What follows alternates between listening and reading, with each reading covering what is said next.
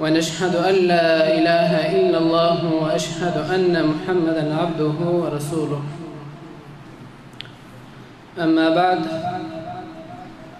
قال الله تعالى في قرآنه المجيد والفرقانه الحميد: أعوذ بالله من الشيطان الكافر المرتد اللعين الرجيم. بسم الله الرحمن الرحيم. قل إن كنتم تحبون الله فاتبعوني يحببكم الله يغفر لكم ذنوبكم والله غفور رحيم. صدق الله العظيم. محترمو علماء کرامو، مشرانو، کشرانو، طالبانو، له هر څه نه مخکې د تاسې قدرمند او درانه حضور ته تحفه د مدینې د جانان وړاندې کوم چې عبارت له السلام علیکم ورحمت الله تعالی وبرکاته. وبعد، چونکې دا د ما دپاره مناسبه هم نه ده چې د علما کرامو په مخ کې خبرې کوم، وینا کوم، خو بیا هم ها حدیث د رسول الله صلی الله علیه و آله وسلم دی چې فرمایي: وبلغوا عني ولو آیه. او بل د مدیر لخوا امر سوی دی، په عربي کې مقوله ده: الامر فوق الادب. وروسته لغه الحمدلله ثم الحمدلله داسې یو محفل ته موږ تاسې را جمع سوي یو چې په هغه کې ټول ذکر د قال الله او د قال رسول الله کېږي. که چېرته موږ تاسې داسې محفل کې نیتونه خاص لپاره د رضا د الله تعالی وګرځوو، الله جل جلاله به موږ تاسې ته خامخا په دې کې یو حصه راکوي. حدیث ټولو ته معلوم دی چې کله انسان د نیت صفا لپاره د الله کې او داسې مجلس کې هغه داخل سي، الله جل جلاله په ده باندې رحمت راوړي. بل دا دنیا دار د امتحان دی، په دې کې الله جل جلاله انسانان، حیوانان، نباتات، جمادات ټول پیدا کړي دي، خو بیا الله جل جلاله په ټولو کې انسان اشرف المخلوقات وګرځولی. خو بیا الله جل جلاله په انسان باندې ازمایښت راولي، کله خوشحالي پر راولي، کله خفګان پر راولي، ابتلاوي پر راولي. ځکه الله جل جلاله په قرآن عظیم الشان کې فرمایي: أعوذ بالله من الشيطان الرجيم الذي خلق الموت والحياة ليبلوكم أيكم أحسن عملا. مفسرین کرام دلته فرمایي وایي دا احسن العملا ذکر کولی، اقبح العملا ذکر نه که. بیرته نور مفسرین کرام جواب ورته کوي: که یار یو انسان په دې پوه شي چې زه راغلی دنیا ته د ښه عمل دپاره یم، د نیک عمل دپاره، هغه بیا ولې بد عمل وکړي؟ هغه ته سیارې قبر ورمعلومیږي، هغه ته یارې حب د رسول الله ورمعلومیږي، حب د الله جل جلاله ورمعلومیږي، هغه بیا ولې بد عمل وکړي؟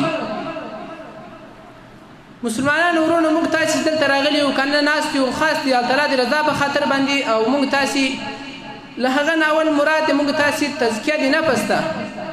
که چېرته موږ تاسې محبت الله جل جلاله غواړو، محبت رسول الله صلی الله علیه و آله وسلم غواړو، موږ تاسې به محبت خپل شیخ کوو. لکه څنګه چې یو سړی بام ته خیزي، بام دپاره زینې ته ضرورت دی، همدا رقم چې الله جل جلاله ته څوک رسیږي واسطې ته ضرورت دی. واسطه بل څوک نشته، موږ تاسې ته دغه شیخان، خلیفه صاحبان، موږ تاسې دو په واسطه باندې رسیږو. له هر څه نه مخکې تزکیه د نفس، شیخ عبدالقادر جیلاني رحمه الله یو وخت یو غټ ولي الله پیدا سوی و، دی روان سو، نور دوه ملګري ورسره روان سو. ده ورته هغو ده پوښتنه ورڅخه وکړه چې تاسې چېرته ځئ؟ یوه چې قبر وکولی، وایي ځم چې دلته یو ولي الله د ولایت دعوه کړې ده، رابندوم یې، څو سواله په کومه. بل دې ورته ویل ته چېرته ځې؟ هغه ورته وویل چې زه ځم که مې الله پاک د دنیا کارونه جوړ کړل، هغه نه دعا غواړم.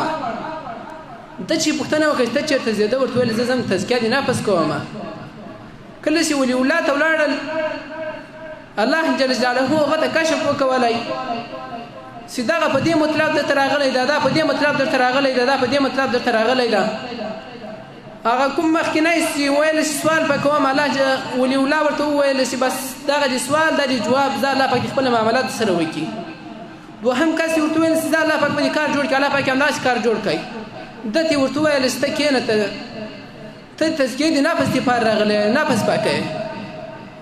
نو تقریر ورته وکول، اخر کې ورته وویل چې انشاء الله الرحمن ته به یو وخت په دې منبر باندې ولاړې او وایه به چې قدم هذا على رقبة كل اولیاء الله.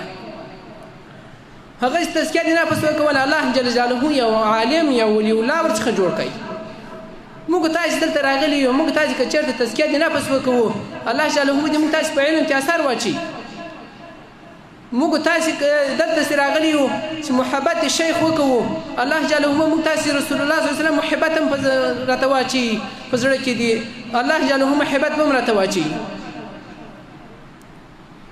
ګورئ علما کرام چې کله یو ځای ته رسېږي، یو اعلی درجې ته رسېږي، هغو تکلیفونه تیر کړي دي، هغو زحمتونه تیر کړي دي، هغو د رسول الله صلی الله علیه وسلم په ټولو سنتو باندې عمل کړی ده، هغو د قرآن عظیم شان په ټولو آیاتو باندې عمل کړی ده.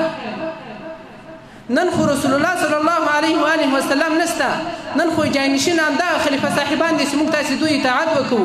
نن خو جانشین موږ تاسې علما کرام یو چې د رسول الله صلی الله علیه وسلم ټول اقوال دلته ذکر کوو، باید په هر یو باندې عمل وکړو. مسلمانانو ورونو، موږ تاسې دلته د دورې دپاره راغلي یو، موږ تاسې د یو دروند پیټی په خپلو غاړه باندې اخلو. که موږ تاسې دا ونه رسوو، ومعلنا البلاغ المبين. دا ډېر محترم فاضل نوجوان عبدالغفور مسرور صاحب، د دې عالمانه